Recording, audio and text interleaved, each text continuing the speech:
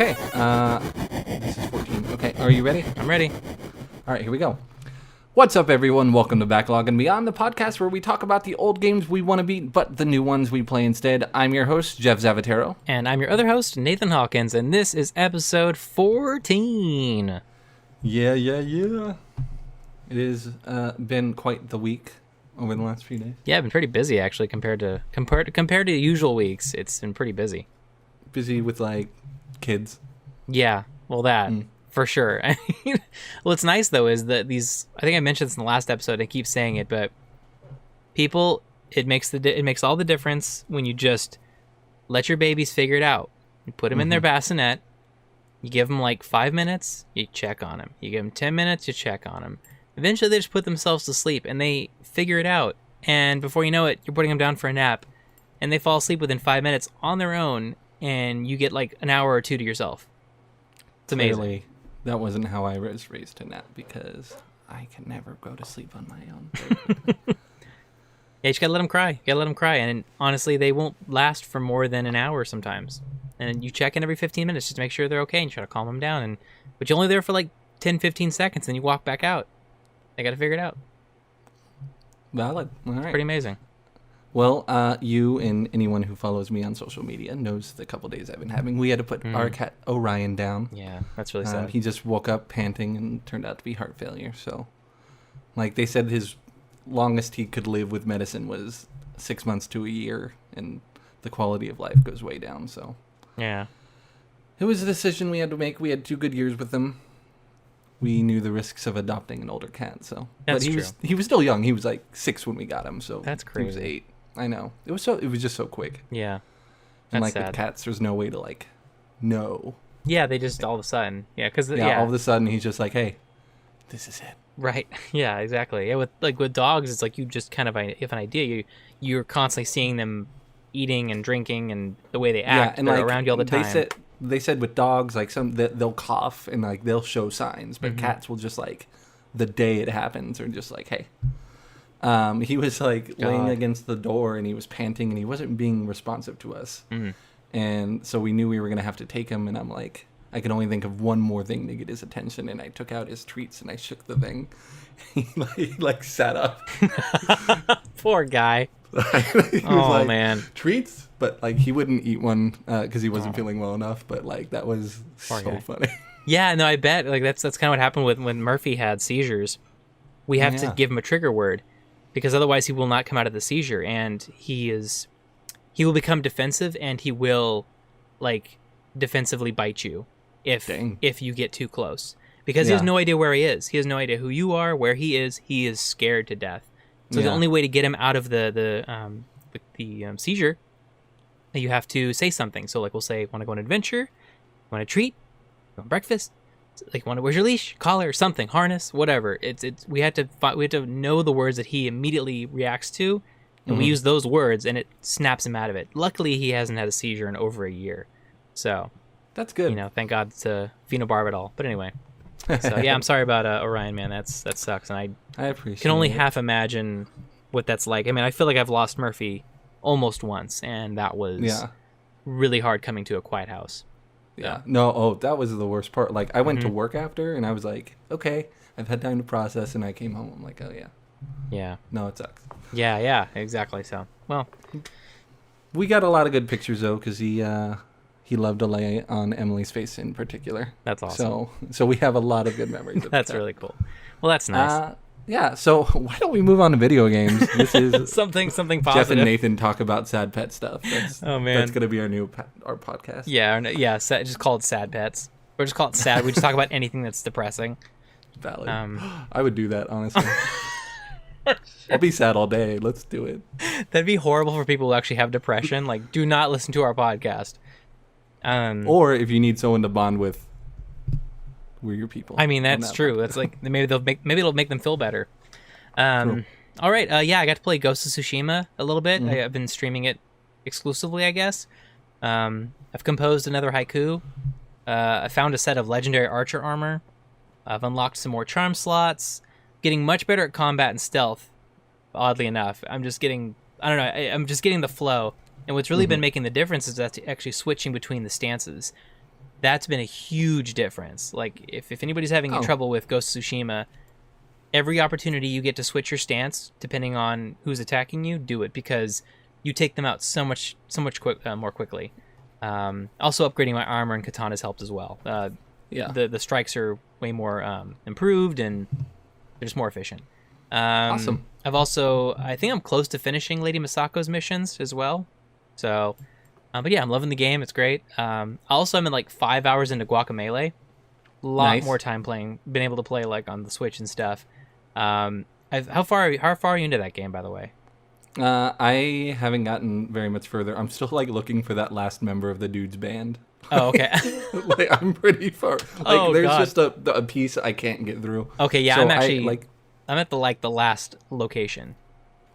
I've made it to the Sierra. Well, maybe if the second one, I think the second one's on sale, but maybe if we want to pick that up, maybe we could play through at least the second one together. That'd be cool. Because it's on Switch. Like, you just let me know and I'll pick it up. That's true. That's a good point. Yeah, no, I'm at the Sierra right now, and I've defeated like the woman. I've defeated Flameface.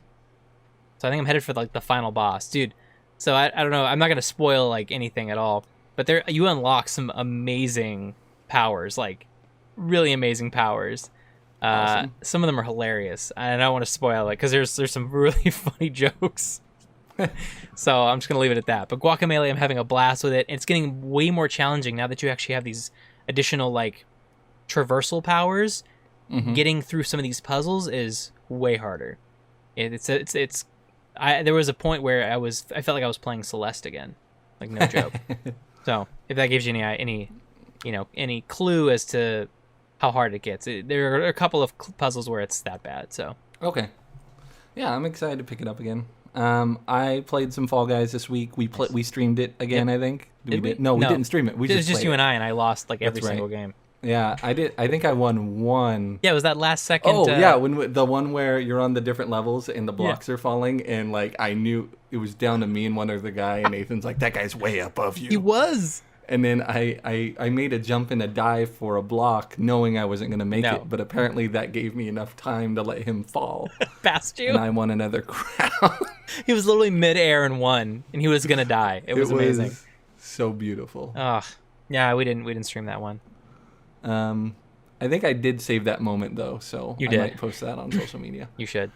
But yeah, I can't pick up. I'm having trouble picking up Ghost of Tsushima again because like I really enjoyed when it was very linear and it was like this is where you're going next. And now that it's so open world and it takes so long to get anywhere, and I watched the girlfriend reviews and she was talking about how annoyed she was getting that he would drop literally anything in the game to follow the golden bird to go get a new headband. I posted a meme about that.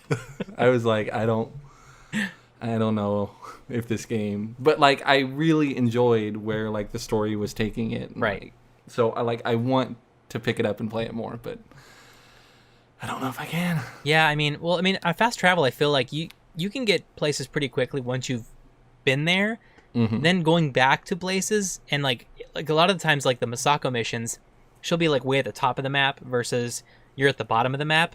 So, but honestly, you can like fast travel like 3/4 of the way to the top of the map at that point, and traveling is not as bad as it starts off to be. Once you've unlocked enough areas and locations, getting around back and forth is actually very quick, and the load time is insane.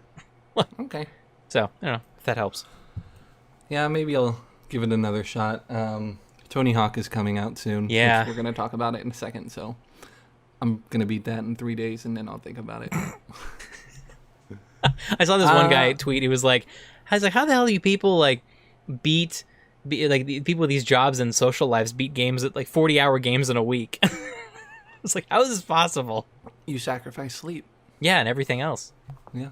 Well, I mean, as long as I could start playing it, 10 o'clock when Emily's asleep. You have till like 5 or 6. Until 3 a.m. and then, that's... Yeah, exactly. You sacrifice your own health. That's all. That's my move. Although, I don't know if I could do a 40-hour game in a week. I could do a 20-hour game in a week. Yeah, which you think you did. You did Last of Us in 2 weeks, I did Last of Us in a week. Oh, my God. But that was like 21 That's hours. right. It was 21 hours. That's right. Yeah, Right. that wasn't too bad. That's right. And then like the last night, I ended up playing 7 of those hours. Yeah, because you were like, you got to be kidding me. Because it kept rolling over endings, which was fine because the end product was great. It was Lord of the Rings 3. Yeah. I was like, that was a good game. Oh. We're not done yet. Game. Oh. That first half of the game was great. Yeah. All right, cool. So, great. So we're going to move on to gaming news. What news do you bring for us this week? Well, the big one for me was Ghost of Tsushima's Legends DLC. I saw this trailer and my mind just blew. I could not believe this game was actually going to come out with any kind of co-op or multiplayer. And the fact that they just surprised everyone with it was amazing. That was the best way to drop this DLC announcement. Free online co-op experience. It's going to come in fall 2020. You got 4 classes. You got Samurai, Hunter, Ronin, and Assassin. Apparently, you can play story missions with 2 players. That'll increase in difficulty with like some magical twists that you actually need to actually sync with your partner. I guess like you guys can do like tag team moves or something as you level up your characters in the story missions. If you're playing with 4 people, it's like wave-based survival missions, kind of like Horde mode. And then I guess after this launch, they're going to be adding a 4-player raid, which will take you like to a new location, and you try to defeat like a huge boss or something. Okay. So I am super excited for that. Trailer was really cool, big hype. The other big thing. Do you think we'll be able to play it just 2-player, or do you think we'll need more people? No, you can play 2 players. It says if you're playing with 2 players, it's the story mission mode. If you're playing with 4, it's the wave-based survival missions. Cool. So I don't know if it's at least 4 players. I don't know if it's at least 2 players to play the wave-based survival, or you have to have 4. I'm not sure. But I know you can't play more than 2 for the story mission stuff. Got it. I'm having Grand Theft Auto Online flashbacks for 4-player. Oh God, yeah, no, if it's got to be if it's a must 4-player, then I'll probably never end up playing the survival missions. That was so frustrating. Unless we play on stream and we get some people jumping in or something. That's true. But anyway, excited for that. Indie World happened as well for Nintendo. So many good-looking indie games. Like I love all the new styles that we're getting. But I think the big games for me that showed up were Bear and Breakfast, which is you basically are a bear that runs a bed and breakfast, and you design the rooms and like the cabins and stuff. It looks super cute. Manifold Garden, which is like a perspective puzzle game. Spiritfarer, where you're like collecting. I think you're like I forget the actual plot, but it looks like you're building like rooms for people on a boat, and you're taking these people to like locations, I think, to set them free or something. I think you're setting their spirits free or something. But you're like, it's almost like your Noah's Ark for spirits. And then Card Shark, which is like a French developer, and it's all about cheating in cards, and it looks really funny. Like there's like some cuts. There were some sequences where I guess they catch you cheating and then they shoot you in the head, like right there at the table. It's real life. But all the styles look awesome. If you have not seen the showcase, please go check out Indie World on Nintendo's YouTube channel. Good looking stuff right there. I think a lot of the games came out day of, which was also exciting. So awesome. Yep. What about you? So DC had their showcase this past week, and they revealed 2 big games, which was Arkham Knights, which is by the studio branch that made Batman Arkham Origins, which is different than the other Arkham games. And that one's not going to take place in the Batman Arkham universe. Like, right. If you played Arkham Knight, it's very clear that there is something different about at least one of the characters. So it's going to be its own game, its own story. And it looks like in the style of Avengers, it's going to be like a multiplayer mission-based game. And so if it has the combat of the Arkham games, I'm like, at least the style, I'm totally in for it. Yeah, it looks amazing. I mean, it's going to probably be even better, I think, than the Marvel Avengers game, because the fact that you can travel the entire open world together. Yeah. You know, I'm not exactly sure if there's like a distance that they're going to give you, like you can only go so far from each other, or if they're just going to let you just free roam the full size of the map. But that reminds me of the multiplayer from the last Assassin's Creed, Unity. Yes. The multiplayer in that, where you can just go around, like you could do missions, but you could also go around and just kill people separately. I thought that was super cool. So good. So I'm really excited about that. They also did like a visual story-based trailer for the Suicide Squad game, Kill the Justice League, in which at the end Superman was not just revealed to be a bad guy for the Suicide Squad. He was revealed to be a bad guy. Right. I thought the trailer was pretty fun. The character models, like, I realized that they didn't want to make them in the style of any of the previous actors or drawings of any of the characters, but it was just so jarring to see characters like Harley Quinn, who I'm used to having a certain look. Right. And I'm like, that doesn't look like Harley Quinn. That looks like a cosplay. What is this? But I had a good time during the story trailer.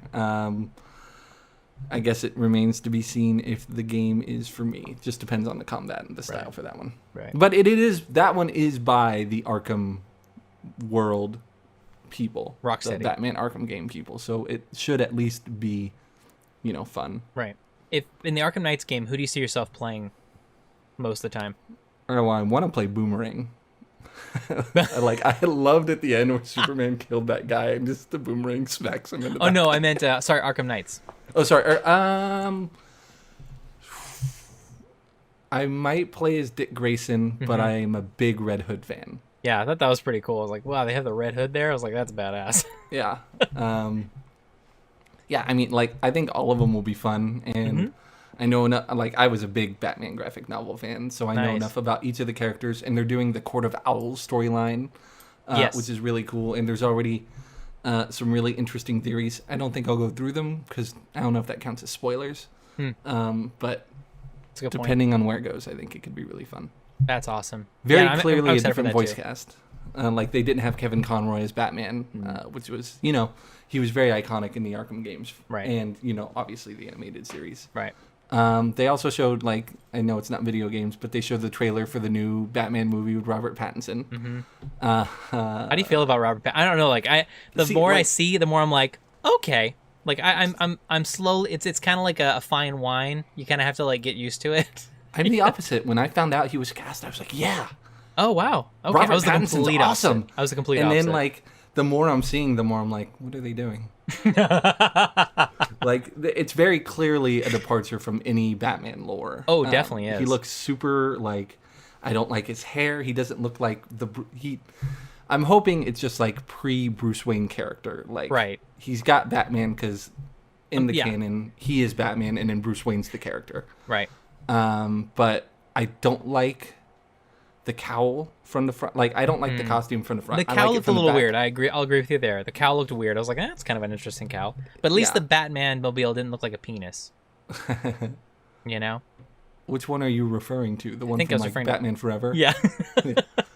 I loved that thing so much as a kid. I know. I did those. too. It was the. I did too. I mean, as much as I am not a big fan of the Tim Burton Batman movies, that's the Batmobile for me, though. I totally agree. I mean, I'm joking. Joking aside, I love that Batmobile. Those are different ones, though. But yeah. Yeah. No, the Batman with Penguin and Catwoman, that was one of the best, I think, OG Batman movies. That and the animated series ones were those Batmobiles were slick. They were awesome.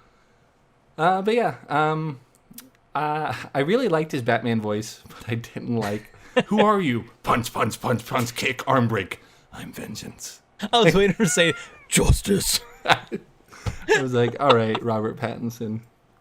Oh God. They also did the trailer. I didn't watch it yet for the Justice League Snyder cut. I watched it. What do you think? It's. I mean, I honestly want to see it. I haven't even seen Justice League. I haven't even seen it in the theatrical release. Mm-hmm. So I kind of want to watch it at some point. But I don't know. I almost want to. You might want to start with the Snyder cut. Yeah, I kind of want to start with the Snyder cut. I want to get everything that could have been. Yeah. Why not? I loved Flash in it, and I heard in the new Snyder cut it's going to more lean into a solo Flash movie, which I'm super jazzed about. Right, which they are going to be doing obviously soon. Yeah, and then that was my favorite Henry Cavill portrayal of Superman yet. Nice. And I really like Henry Cavill as Superman, but I feel like in the other movies they just made him so somber, and he's supposed to be more uplifting and positive. Yeah, and exactly. He's like the beaming light. He's the shining light. Yeah, and so in this one, I mean, he's on the cover, but at the beginning of the movie he's dead. So Right. I guess it's a little bit of spoilers. But like Superman in Justice League is legit and my favorite since Christopher Reeve to play Superman. Nice. Yeah, so that was my gaming news for the week. Cool. We're going to move on to games coming out this September. We have a long list. Which is technically today, right? Because that's the day we're releasing the podcast episode. No, we're releasing it tomorrow, the 25th. Is today the 24th? Yeah. Are we doing this too early?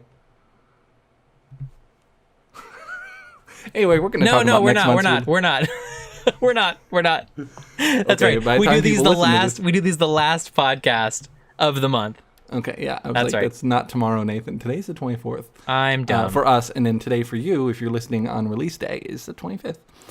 But I just pulled out some games we didn't talk about, and then Nathan will add any he might be especially excited or not excited for. Y'all. September 4th, 2 big games. We got Tony Hawk's Pro Skater 1 and 2 for PlayStation 4, PlayStation 4, which I just said, Xbox One and PC. And then Marvel's Avengers for all of those and Stadia. So those are pretty exciting. And I did double check that even I think the base edition of Avengers is going to free upgrade to PlayStation 5. Oh, interesting. Okay. So I'm more interested in that game than I want to be. But I'm definitely getting Tony Hawk Pro Skater as soon as I can. I'm excited to play that when you get it. Yeah. I'm super jazzed for that one. September 8th on PC, PlayStation 4, and Xbox One, Night Kingdoms of Amalur? Re-Reckoning. I always wanted to play the original one on the Xbox 360. I just never got around to it, so nice. I'm really excited for this one. This is the game that Kurt Schilling of the Boston Red Sox sunk a ton of his money into. Oh, okay. And then I think he got like a lot of crap for it because he used like tax dollars for his company, and then like he completely abandoned it. And so I thought the game looked cool, but nice. I could see why people would not be for this game. All right. September 18th, coming to all of those and the Switch, WWE 2K Battlegrounds. I am a big WWE fan, as everyone knows, but I am not looking forward to this game. When it was first announced, I thought it was going to be like WWE All-Stars, which was a very arcadey take from the wrestling simulation that they're making now. But like something about the proportions of all the wrestlers, especially the females, looks weird. Like they just squished them and they like widened their hips, and like the men look cool and they look jacked, but the women just look like they look. What were those plush toys they used to sell? Remember the ones you'd punch? The one where you like twist their nose and they're like, my nose! Oh, my nose! Oh, my arm! That's exactly what they look like. That's what they look like. Those plush toys from the 90s. Mm-hmm. Ugh. Gross. I wanted to want that game, but I do not want that game. Yeah. Maybe I'll wait for it to go super cheap. Like it's got to be under $10 for me to pick that up. All right, fair enough. And then coming September 25th, PlayStation 4, the PC, Xbox, and Stadia is Mafia: The Definitive Edition. Nathan's been trying to get me excited about this game, but I'm still mad about Mafia 2 Definitive Edition. I'm gonna wait though, to be honest, on that game. I'm gonna wait. I think my last AAA purchase was Ghosts, so that's fair. Until the PlayStation 5. Exactly. We have a lot of games coming out for the Stadia this month, so it looks like they're still slowly rolling out. They're trying to stack up their library, which is nice. Yeah, it is. Like I'm still bothered by the fact that you buy games on their platform and you're locked to their platform for playing on the cloud. Right, I agree. But if you're new to PC gaming and game owning, then I could see if you can go all in for that. But yeah, I'm just picturing a world where Google abandons this just like they do everyone else, and you're stuck with these games that you can't play. And right. Yeah, so we'll see where that goes. Great. So we're going to move on for our main topic for the afternoon. Mobile gaming as a legitimate medium of the art. Last week, Nathan and I, for Give It an Hour, had each other play mobile games. And we thought about games that we play on our phones and how much time and how much money we spend on these games. And I think we've picked some of our favorites and some things that we don't like to see. Right. And we went from there. So we're going to start with what are some of your favorite mobile games that you enjoy playing and why? Well, before we even jump into that, we did a poll on. You're right. We did a poll on Twitter and Instagram, and the question was: is mobile gaming legitimate? Like, is it a legitimate form of gaming? So across both platforms, we got 24 votes, and there was 11 yeses and 13 nos. So it was interesting. Yeah, very divided in terms of whether people believe that mobile games are still relevant, or the mobile gaming itself is a legitimate way to play games. And we also got some shout outs too from people on their favorite mobile games. From my wife, she said Snake. Snake was her favorite mobile game. Was she being sarcastic? I'm gonna say no, because she's actually a very she relies heavily on the vintage stuff, like the old school gaming experiences. So I'm gonna say no. I would say that her choices are like Pac-Man, Tetris, and Snake. So that's just the kind of gamer she is. Can you tell her that I'm upset that she hasn't responded to my cup pong game request? I'll definitely let her know.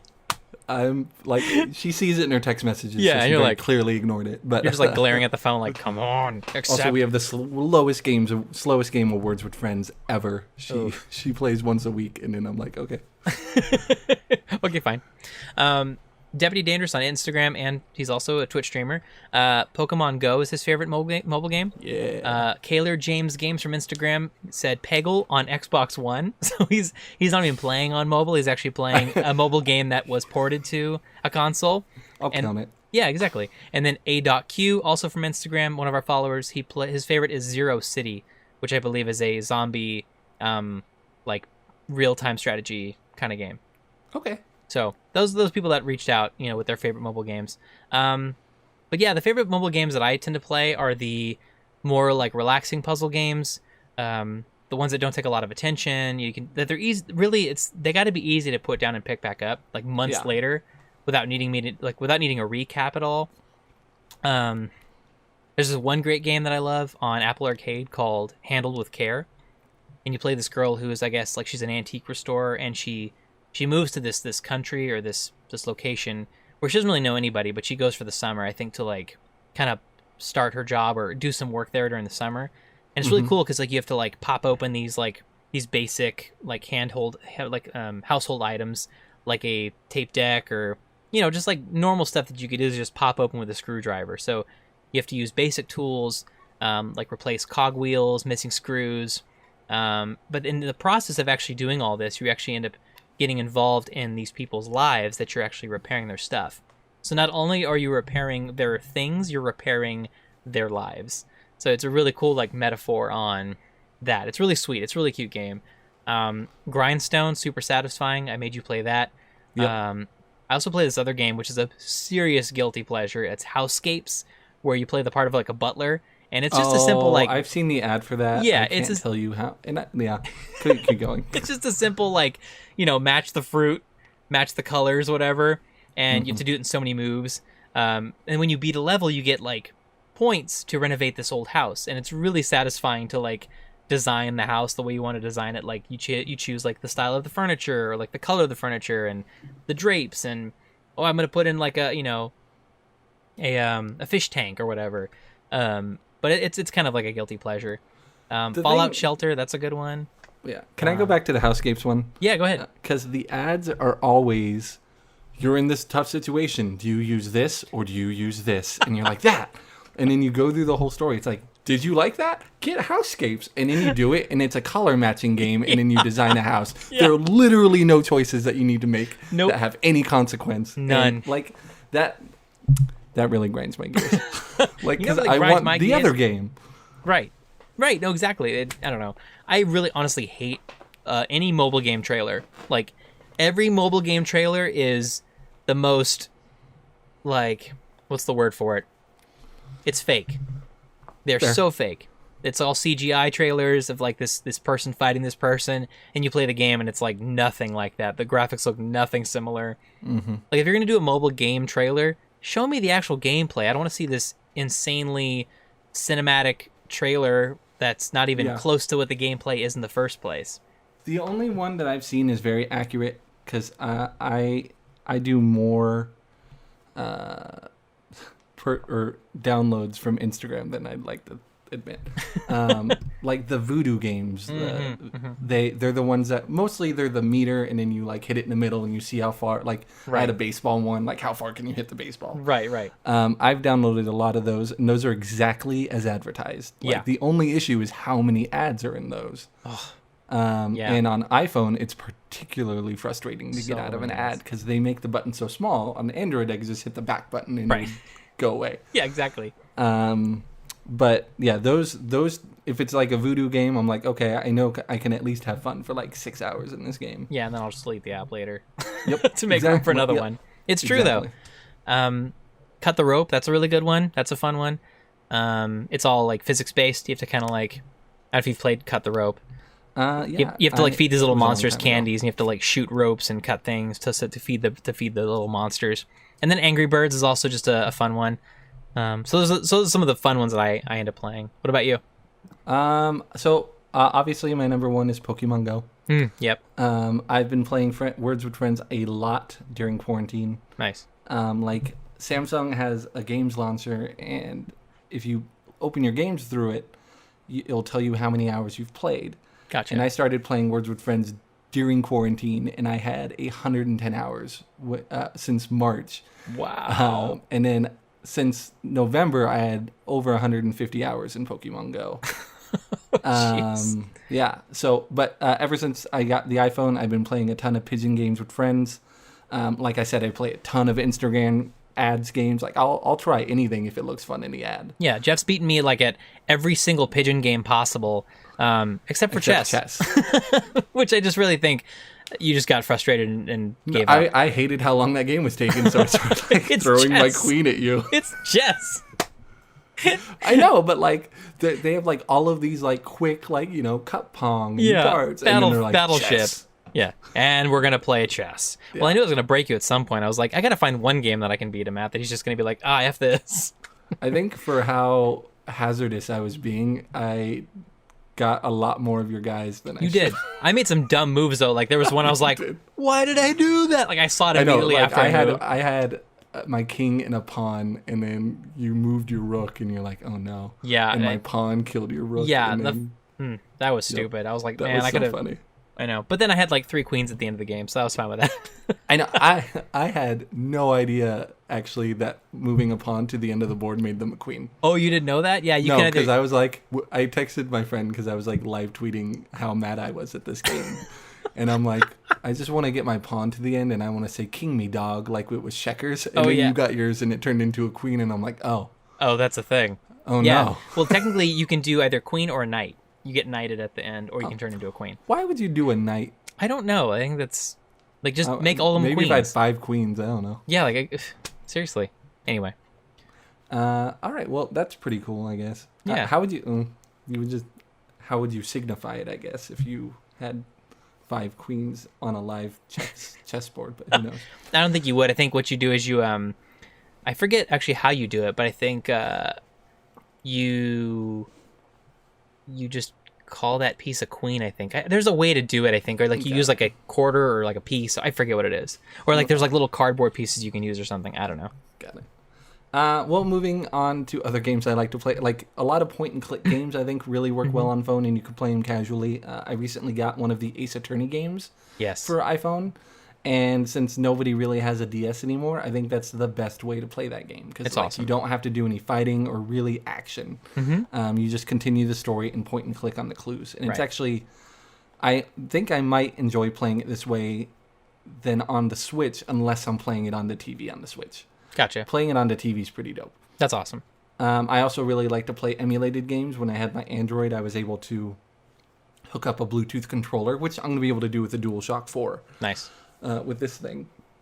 Yeah, I need to do that. I think I'll actually play more mobile games if I just actually have the controller set up to it. And like they do have games like I think they put the Grand Theft Auto 3 and San Andreas and Vice City on mobile. And I think if you had a controller that could be fun, but that I don't think that's the kind of game that I'd like to play on mobile. Like Grand Theft Auto isn't the game you pick up for 3 minutes and then like continue on with your day. You have to be on like a long commute on a train, right? In order to get like the kind of gameplay that you want. But yeah, so those are the games I like to play. Games I hate to play are the ones where, like the Homescape, where it's like they tell you it's going to be like a choice-based game, and it's really just Bejeweled. Yeah, well, my biggest gripe with Housescapes is like any other game that does this, where if the gameplay is holding you back by putting a timer on things, like, oh, you have so many lives. Well, now you got to wait 3 hours to play again. I started to play the Harry Potter Hogwarts mystery game, and I was actually having a really good time with the story. And initially, they give you all of these lives and all of these diamonds, and then you're like, "Oh, this is great!" It's gambling, and then you're like, "You could either pay $5 right now, right, or you can wait 3 hours." Yeah, or you can wait till tomorrow. Yeah, and I'm like, I'm not doing that. The same thing happened with me. I got burned out on Disney Emoji. I got burned out on the WWE Bejeweled type game. Yeah. Because you had to like restore all of their lives by just waiting. Right. Like sometimes I just want to pay for it once. Right. If you're gonna make me pay, I just want to pay for it once and let me do the whole story. I agree. I hate those games where they do that. I mean, sometimes it's okay because it's like it's one of those games where you don't want to like play for hours on end. You just want to play for like an hour or two, and then when you're dead, you're like, okay, I'm done for the day, and then I'll just play tomorrow. But some games are like, it's like, really, like this is a game where I'm trying to build an entire city. Why am I now being, scolded for playing, and I have to stop? Yep. I don't know. I'm games where you have to continually pay for them really drive me up a wall. Like in order just to complete the game. Right. Sometimes I'll like, and it's like one of the next questions, like spending money on games. Right. I absolutely don't mind throwing money into a game like Pokemon Go. I'm like, there's an event, and I feel like I can get more Pokemon from this, so I'm just gonna spend $10 on coins so that I have more storage space, and I get some incubators and some passes. Right. But when it's like, oh, you have to pay $5 a month to enjoy this game, or you have to pay $3 to keep going right now instead of waiting 5 hours, that's when I really start to lose my mind. That makes sense. Like I'll get real. Like the same thing happened to me with Simpsons Tapped Out. That like it turns me off of so many games that I want to enjoy. Gotcha. Waiting like that. Yeah, I don't know. For me, I spend so little time playing mobile games in the first place that I don't want to spend money on them because I know I'm not going to be playing them enough to make it worth my time. Although it depends on the game. Like certain games, I will pay money. I have purchased Stardew Valley on all platforms. All platforms. I paid $8 for Stardew before I had the Switch. $8 is the mobile version. Yeah. Oh, got it. Stardew Valley on the phone is $8. I paid the $8 because it is a good game. That one doesn't have multiplayer yet, the phone, right? No, I don't think so. But if it did, I would get it. Regardless, I love playing that game. So it depends on the game. Like I bought Thimbleweed Park, which is a great click and point adventure. If you've not played Thimbleweed Park, you would love Thimbleweed Park. Okay. It's awesome. It's got great voice acting, great story. You pay it once, it's over. Great. So take note on that.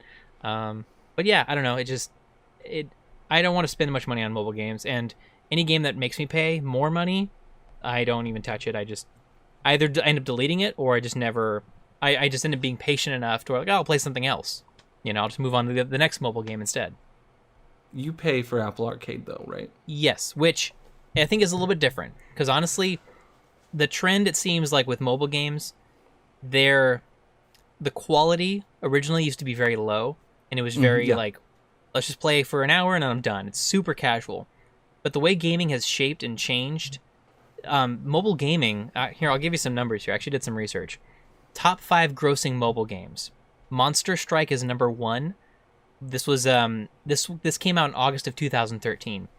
$8,120,000,000 they've grossed. This was developed for mobile. Number 2, Honor of Kings, Arena of Valor. Came out in November 2015. $7,880,400,000. Also developed for mobile. Puzzles and Dragons comes in at number 3. February 2012, $7,703,000,000. Clash of Clans, number 4. August 2012, $7 billion. Candy Crush Saga, November 2012, $5 billion. And then number 6, just to throw it out there, Pokemon Go. July 2016, $4,700,000,000. All of these games were developed for mobile. They weren't originally developed for a console. They weren't ported to mobile. These were originally developed for mobile. So you can clearly see the trend of who is actually playing mobile games. It's people that play mobile games, and they only play mobile games. These aren't console gamers, like, necessarily, like, because all of these games were originally on mobile. You had to be playing mobile games to play these games. Like, it wasn't like, oh, I played Candy Crush on PlayStation and I actually liked that game, so I bought it on my phone. I don't think the money spending is exclusive to people who only play mobile games. No, of course not. Like, but I mean, like, the developing, like, the Yeah. top grossing games on mobile are not ports. Yeah. They're developed for mobile. So, but and I mean, the thing like, is, like, so, it's so much more accessible. Like, Yeah. how many billions of people have right. a smartphone? Like, probably 1 or 2 billion, but that's way more than the number of people that have any of the consoles or even a computer. It's true. Like, I would argue. Yeah, no, it's true. It's true. But I guess my point is, like, it's $1 billion industry, just like the video game industry, like the console industry. It's $1 billion, like, billions of dollars. And, you know, I don't know. It's just, Like, I get easily annoyed when a new game is hyped and they're like, for mobile, Diablo mobile. And Yeah, like, Diablo I get so mobile. mad about it, but you don't Right. think about how much money it makes because people are like, oh, that's a game I can play. wherever, whenever. I don't, and like, if all of the players only give $1, that's still like, that could still be like $100 million. Yeah. Well, like when I was working at the office in Hollywood, when we were in Hollywood, well, I think we're still in Hollywood technically. Everybody played Clash of Clans, including myself, just because everybody else was playing it. And Yeah. we actually had, like, they were serious about this game because we had so much downtime back in the day. Yeah. But they all had a clan.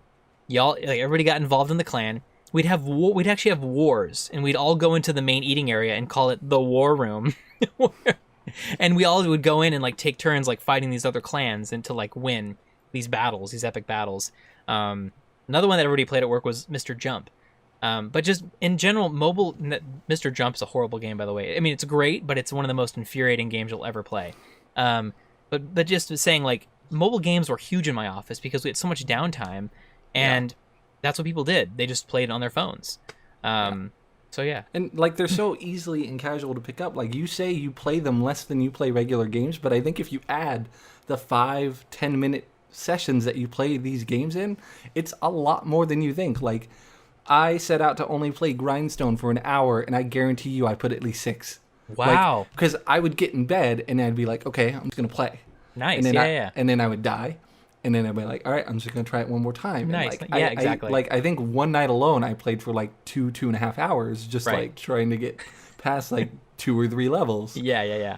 I think it's very easy for it to add up. Pokemon Go has community days that are like 3 to 6 hours. Like, I will be on my phone the entire time, casually checking Pokemon while I'm hanging out with Emily or getting food or doing other things. Like, it's Right. easy just to like talk and play the game. Yeah, it's super casual, and you can do it. Like, that's the thing. Like, with playing on PlayStation, it's more of like an immersed experience, and I think that's why I tend to stay away from mobile games in general, because that immersion factor is kind of taken away unless you're playing with headphones. And I don't know, the bigger screen for me is also the bigger factor.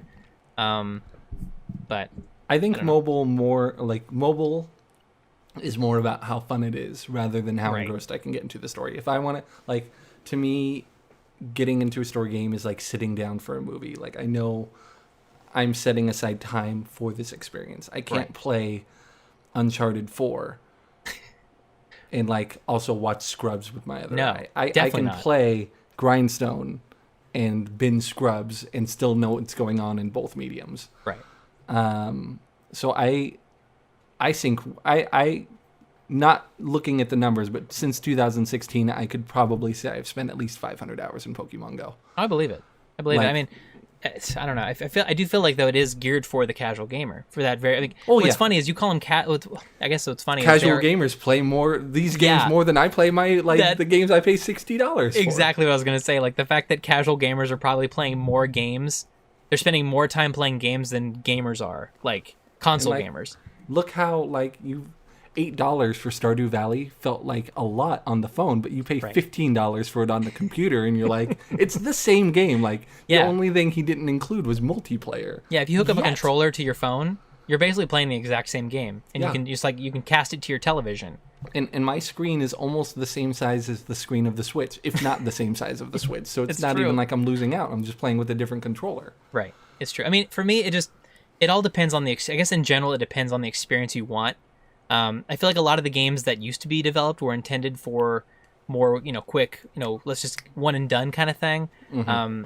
But like I said earlier, I feel like the budgets have increased so much that now we're getting better quality when it comes to aesthetics, narrative, graphics, everything.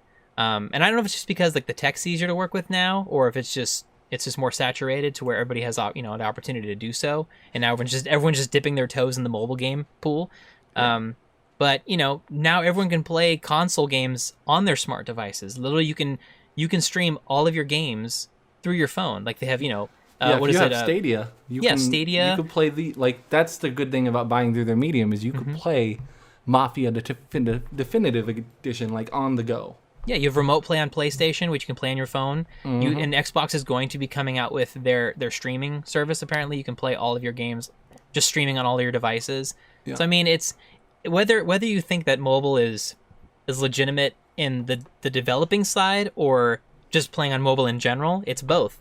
It's been proven. Like the numbers don't lie for the developed games. They're the top 6 games right now, grossing of all time, and if you're playing, and honestly, now all of these big studios, Microsoft, Sony, Stadia, they're wanting you to be able to play all of your console games, more in a more accessible fashion.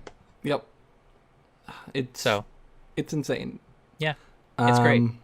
So I don't know. I think let alone just the numbers, like the fact that it's $1 billion industry, it easily gives mobile gaming legitimacy for me. Yeah, like that alone I agree. Is the answer. It is. It's separate. It may not be everyone's thing, right? But mobile gaming is real, and mobile gaming is legitimate. There are practices I wish would change, like the story-based ones.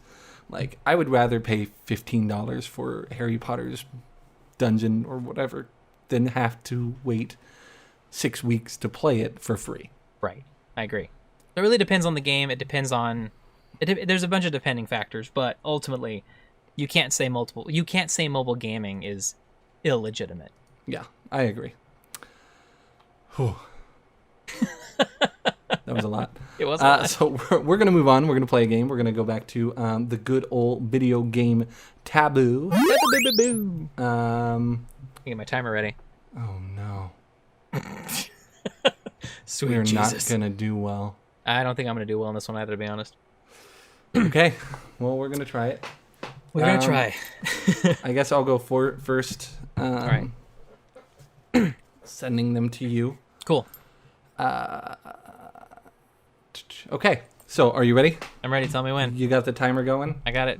All right. Ready, set, go. This is a Rockstar game. I think it's set in the 20s. You're a detective. Interviewing people. Noir. Oh God, what's the other one? It's not New York, but. Oh, LA Noir. Oh my God. Yep. Okay. And then this one is a space game. You play as Shepard. Oh, Mass Effect 2. Mass Effect. The last one. Mass Effect Andromeda. No, the third one. I'm sorry. Oh, Mass Effect. Oh my God, I forget the name of the third one. It's just 3. Mass Effect 3. Mass Effect 3. That was cheating. This one is the original block building game. There are chickens and Minecraft. Okay. The opposite. This is 2 words. The opposite of alive is dead.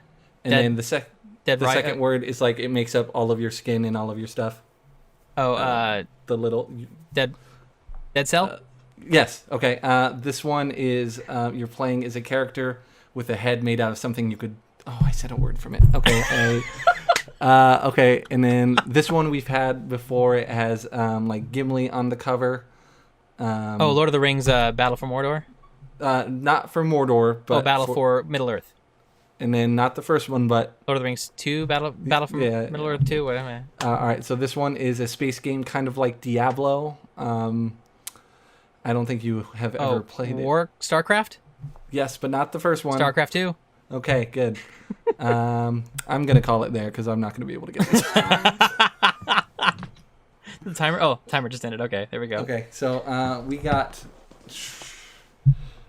I don't know. I would say 5.5 because I said you couldn't think of the word. You wouldn't say the word 3. I couldn't believe I did. And then I said the head from Cup. I said head from Cuphead. And then the last one was Divinity Original Sin 2. There was no way I was going to be. I've heard of that game, but yeah, it's a hard one to explain. Yeah. All right, you ready? That one sucked. Yeah, I'm ready. Here we go. And here we go. Okay, a bunch of kids play this, and it's a multiplayer game. Pokemon Go. And that's one. Fortnite. There you go. You kill a bunch of people. You go back in time. It's the second game. Kill a bunch of people. And you wear hoods. We're all white. Oh, Assassin's Creed 2? Mm-hmm. It's a shooter. One of the biggest shooters ever. Call of Duty? Yeah, it's what's Modern Warfare? No, you're close. It's Advanced when Warfare? you have just it never ends, never ending. What's that number? Never ending. Oh, it unlimited? Go Infinity? Yeah. So, but it's like Call of Duty Infinity War. skip it. It's a cowboy game that came out in 2018. Red Dead Redemption 2. Yes. The girls, they invite you to that thing at high school, and it gets really dark. And the one you made me play, or give it an hour. It's the one that's all the four school girls, and she says, "Oh yeah, come join." Doki Doki Literature Club. Yeah. You play Laura Croft. Tomb Raider. Yes. When you're what's the other word for phobia? Fear. Yeah, and it's not the first, but 2. Yes.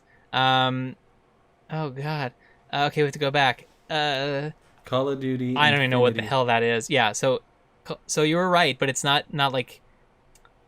Oh God. Oh, it's the new Halo game. The new Halo game. Oh, Call of Duty Infinite. Yes. Infinite War. Infinite Warfare. Oh. Yeah. Oh man. That's a stupid name for a game. I know. So you got what? 1, 2, 3, 4, 5, 6. I'm gonna give you 7. We'll say 7. Right. You said Call of Duty Warfare, and you got Infinite for the thing. The last one was this game called Danganronpa. Oh, yeah. Trigger Happy Havoc. I'm pretty sure I even own one of those games, but yeah. I've never even heard of that game. Yeah, that's fair. Yeah. So, there you go. All right. Well, that one sucked. That was pretty bad. That was a bad run. Bad run. I'm very upset with it. Okay. So Last that was Video Game Taboo. That was our worst round since the first one. We are going to move on to give it an hour. Why don't you tell me about the game you played, Nathan? So I played Devil's Attorney. Really enjoyed this game. Super fun. So fun. I'm not a fan of turn-based games, but this was great just because of the situation. Like, I don't know. I'm a sucker for courtroom games, I guess, but yeah, really fun. The voice acting was stellar. I loved the dialogue, like in between, like before each case. That was hilarious. Like his comebacks were just so good and just so quick. Yeah, great stuff. I loved renovating the apartment. I actually completed renovating the first apartment. I was like, I wonder if there's gonna be like a second place I get to upgrade. And of course, you get far enough and you eventually get a bigger place. So I've now made it to the 1-bedroom apartment. Got it. Instead of the studio. So that was really fun. Super easy to play if you want it to be. You can actually change the difficulty, which was nice. Restarting a case is super easy, which I loved. I hated messing up and then having to wait to like realize I'd messed up. I could just quickly restart the case. Awesome. I also loved the mechanic where you could eliminate someone by eliminating something else. So like if there's evidence, you could eliminate the specialist or whatever. Yeah. Like they would also. And then it away. Weakens the evidence. Yeah. I thought that was really cool. Yeah. So you can remove the evidence, and then now you don't need this specialist, and you don't need him anymore because he was going to use the evidence as his talking points. Now there's nothing for him to talk about, so now he's gone. Yeah. So that was super satisfying when it all went according to plan. Like if you just timed everything right. Like okay, if I remove the lawyer, all the witnesses are gone. If I remove the evidence, the specialist is gone. Mm-hmm. Super cool. But yeah, I just loved it overall. It was great because I can easily just put it down. I can come back to it like years later if I wanted to, and it'd still be just as fun. And the cases theme song are quick is great. too. What's that? The cases are quick, so you can pick it up for like 2 minutes and do a case, and then you're done. Exactly. You get to play one case and you're good. I loved that. But yeah, the theme song is fantastic. It's stuck in my head still. It was so good. I loved it. And I like how you can actually hear it through the radio, like at your office. Yes. Devil's Attorney. So good. I'm definitely gonna continue to play. I'm just curious to see what other items I can upgrade to and like how big of a place you can eventually get. Yeah. So I don't think I ever got to the end, but yeah, I just remember have such a blast with that game, and it scratched the Ace Attorney itch, even though it doesn't have like the same kind of drama. Right. It's more like strategy on taking out the witnesses rather than breaking apart their testimonies. Right. It was a totally different way of playing a courtroom game, which I really enjoyed because it was just so simple. It was so easy just to play through. Yep. So yeah, I'm definitely gonna add this to my backlog for sure. Yeah, definitely an easy mobile backlog, and like you already paid for it, or well, you didn't pay for it. You gifted it's it to already me. done. Thank you. Yeah, great. So I'm glad you enjoyed it. Because I was on my phone and most of the time I played it in bed, so I didn't really take like notes as I played it. So I'm going to shoot from the hip. But Okay. I really enjoyed Grindstone. Nice. I loved just trying to plan out your moves so that you can get the jewels. You can keep playing each level as long as you want. You just have to risk dying. Right. At first, I was really annoyed that if you made it through a level with one heart, that you had to go back and get the potion and then go back to playing. Right. But it gave a purpose to those jewels and made me, think about. It made me put a bit more strategy. I wasn't so gung ho about like trying something out and letting myself die because I knew I would have to pay jewels to do it again. Or you could come back and get that stuff later. Yeah. I actually never moved on from a level without getting everything you need to pass it. Me too. I was so like, I refuse. I was need so to get all OCD three with things. that. Yeah, I want the chest, I want the key, and I want Yeah, I want everything. Nothing is worse than being like 6 to 7 moves in that game, and then one of the 10 hit people comes through, or the ones where you have to hit like 5 red guys before you get this one. Yeah. It was frustrating in a way that didn't make me want to put it down. Right. It just made me want to try it again and plan ahead. Yeah, exactly. Yeah. I think I got through the entirety of the first world, like all 15 levels. Dang, nice. I imagine it goes on much longer than it appears. I think it goes on forever. I have no idea if this game actually ends. So. But like it's very satisfying. I liked the animation at the beginning. I just started getting costumes for the guy, and that was a lot of fun. I unlocked like the daily tasks. Oh yeah. I don't like those ones as much as I like doing the traditional one, but it is still a lot of fun. Yeah, that was actually something that they added. Like it's new to the game. Like they didn't have those when Grindstone first came out. Okay. Do you know what your longest single turn number was? Streak? Yeah. Shoot, I want to say it's definitely over 20. I got 28 on one, and I was super jazzed about it. That's amazing. And I didn't realize until I was on the last level that if you go through a diamond, you can start using a different color character. Yeah, you can change your color palette. Exactly. I had no idea. I was so annoyed about it. Yeah, it's so helpful for the streaks, those diamond things. Yeah, so because at first I was leaving those all because I realized, when I beat the level, they just come to me. Yeah, you're right. And those are like a good bridge. But then the jewel thief started showing up. Mm-hmm. Oh, yes, those are horrible. I hate those things. And I hate those. So then I started hoarding the jewels, and then I realized what the jewels can do for changing the colors. Yep. So huge. I really super enjoyed this game. Nice. However, right. I absolutely hate the business of charging a month for this. Mm-hmm. Like, Google Play has a Game Pass store, and it's like, you could play these games for free, and they won't have any ads. However, if you like, you could buy these games separately, or you could play them with ads. You cannot play Grindstone without paying for this. Right. And to me, I hate that. Like, I just want to own the game. I don't like constantly having to pay for the game. The only exception, I guess, is PlayStation Plus games, but I could buy those eventually. Here's what I would suggest, though. Because I agree, but try playing a bunch of other Apple Arcade games that are that actually do have like end games to them. Yeah. And I actually have a feeling that you're going to see the benefit of Apple Arcade. So it's like I'm paying for a new game every month. Exactly, but because story-based games you rarely go back to. Exactly. Well, it's I don't know. I feel like it's worth it. I've played enough games in Apple Arcade to see the benefit of it. If that's what your main source of playing games is, or if you find yourself playing more mobile games, I feel like it's worth it because the quality of the games on Apple Arcade are stellar. They're quality, top-notch mobile games with really good stories, and just even like the ones that don't have story, like Grindstone, for instance, they're just really well done. They're really well thought out. So again, I think Grindstone on its own definitely not worth paying $5 a month for at all. But if you're playing a bunch of other games and Grindstone just happens to be in like your circuit, definitely worth it. Yeah, it's just like I feel like if I unsubscribe from this in a month from now, I want to play Grindstone, I'm gonna have to pay $5. Pay $5. Yeah, I know. So that's like I wish I could just pay $5 for Grindstone and own it. I agree. But I get it. I get it, but I'm not happy with it. Like I like how Google makes it an option. That's fair. That's fair. It's not even like this is a computer game and I can play these games elsewhere. Right. So yeah, I definitely enjoyed playing it, and I will play it as long as I have Apple Arcade. It's just a question on if I'm going to keep Apple Arcade. Right. Cool. But the good news is, if Emily had an iPhone and I added her to my family, she would have it too. That's true.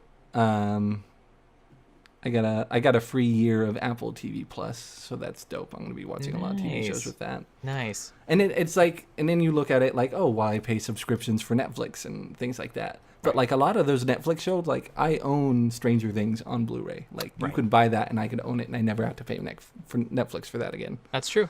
Fair enough. But and eventually it'll go away on Netflix too, just like The Office is going to go away. Well, Stranger Things won't. Oh, that's a Netflix original. Okay. I could see them canceling Stranger Things, but because they own it, there's no reason to stop streaming it. Fair point. But The Office is going away, and that's why I own that on Vudu. Yeah, I'm so glad you do. Yeah, and then same thing happened with Friends. Friends went away, so I own that separately. Well, I say own that, but that's another thing where I bought it in the cloud, and if Vudu ever goes out of business and they're like, you know what, the next company's like, we're just shutting down. Right. Then I'm screwed. So it's a gamble. That is. It sucks. At least Apple doesn't abandon stuff as much as Google does. It's true. Well, fun. Yeah. So I really enjoyed it, and I will continue to play it. Their mobile games are really great for like, I'm not tired yet, but I'm in bed.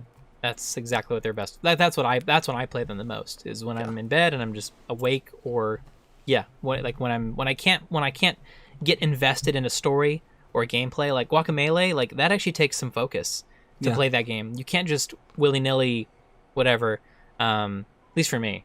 So no, absolutely, like you have to be controlling the player at all times. Yeah. So when I can just veg and play, mobile's for me. Yeah. So cool. Great. So what game are you gonna have me play for next week? Well, hopefully you haven't played this one yet. If you have, I'm sorry. What Remains of Edith Finch? I have not, actually. Great. That one's on PlayStation. Great. I am going to have you play specifically the story career mode. Okay. Of WWE 2K20. Ugh. This one I really like. Is it good? So yes, you make a guy and you make a girl, and you play as both. And it's a story mode with like voice acting and stuff. Oh, interesting. Okay. The issue is no matter what you look like, you sound the exact same. You have to pick a different voice. So like Fallout 4, basically. Yeah. And I was able to do. WWE has like a nice like logo upload feature, but you could put faces on there. So I put my face on there, and I put Emily's face on the girl. And that's awesome. We were a team. That's really cool. So I think you'll probably have to do a tutorial match, but I think it's like easy enough to play where you can get through some of the story and have a good time. You might spend. I hope that you quickly make your character and then go through the story, and if you get into it, then you can add on to your character. Cool. I won't spend much time. I'll just probably focus on my face and call it a day. Cool. Great. So yeah, that is the game I'm going to have you play. Sweet. All right. Well, that's everything we've had to talk about for this episode. I assume nobody mentioned anything about Grindstone or Devil's Attorney on social media. Nope. Nobody did. Yeah. That's fair. Okay. As usual, you can contact us. Our email is contact@backlogendbeyond.com. On Instagram, Twitter, I am Zavadabadoo, and Nathan is Early Bird Nerd. Nope. Oh, I forgot. That changed. You told me. You already changed? What is it? Tell me. Adventure Hawkins. Adventure Hawkins. Mm-hmm. Okay. I've changed it because I didn't want to keep my show to a specific time, which I've already told this to you about. Yes. But also I'm going to be trying something very different with streaming. Something that I've never seen done before. He's going to be naked the entire time. Why'd you tell him? I told you that in confidence. Dang it, Jeff. No, no, it's going to be something very different. It's not going to be too out of the ordinary, but it might be a little bit different in terms of what you're used to seeing on a stream. Okay. But I'm going to be sticking to very specific type of games, specifically first person, for the most part, first person open world survival sim, like crafter builder, those kinds of games. And it's going to be different in the sense that it's going to feel more like you're watching you're watching something through somebody's eyes rather than just hanging out in somebody's stream. Valid. That makes Cool. sense. So I'm trying something new. But anyway, So Adventure Hawkins. Eventually, I'm going to change all my social media. My Twitter and my Instagram now are Adventure Hawkins. Twitter is Adventure without the E at the end because I couldn't fit all the characters. Valid. I was like, dang it. So anyway, yeah. Okay. Well, awesome. And then you could find us on Twitter at Backlog Beyond or Instagram at Backlog and Beyond. But other than that, thank you guys so much. And have a great week. Count us out, Nathan. 1, 2, 3, 4, 5, 6, 7, 8. We'll see if that actually synced up. I'll sync it. Okay, cool.